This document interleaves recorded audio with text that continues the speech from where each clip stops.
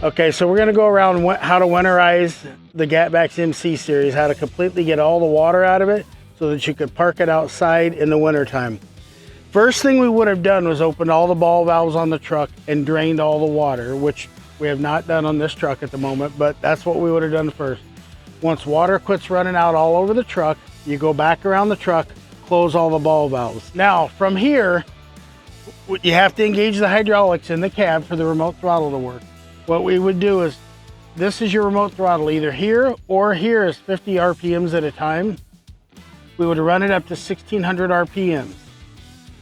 We would push this button for water pressure, run that lever all the way up.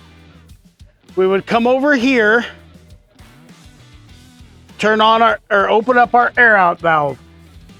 These valves will once in a while stick. There is a plunger in here that sometimes will stick. If that's the case, you have to take this nut, back it out, take like a long thin screwdriver or a long nail and just do a little WD-40 in there and push that a couple of times. It's a one-way check valve, and that will free it up if yours isn't working. So once we have the air out, we have that valve open. Now the truck is at 1600 RPMs in order to build enough air to keep up with all the air that we're using on the truck. All we do from that point is work from the top of the truck down, blowing everything out.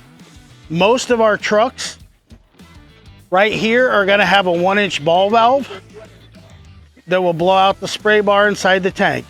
So we're gonna open the back door, we're gonna open that valve up, we're gonna watch that spray bar, we're gonna run it and run it and run it until it quits blowing water out and is only blowing air. We're gonna shut that valve off. We're gonna walk around the other side of the truck, and you'll have the same thing. You'll have a hose reel for your washdown gun, a 50-foot or 100-foot hose reel.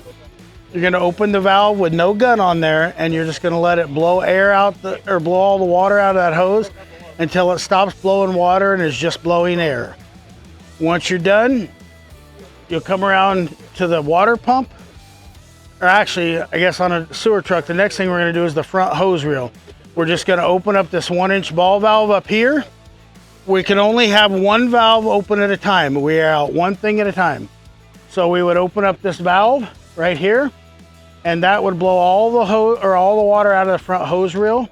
We'll let that continue to run until we stop getting water and we're getting nothing but air. Then we'll close it down.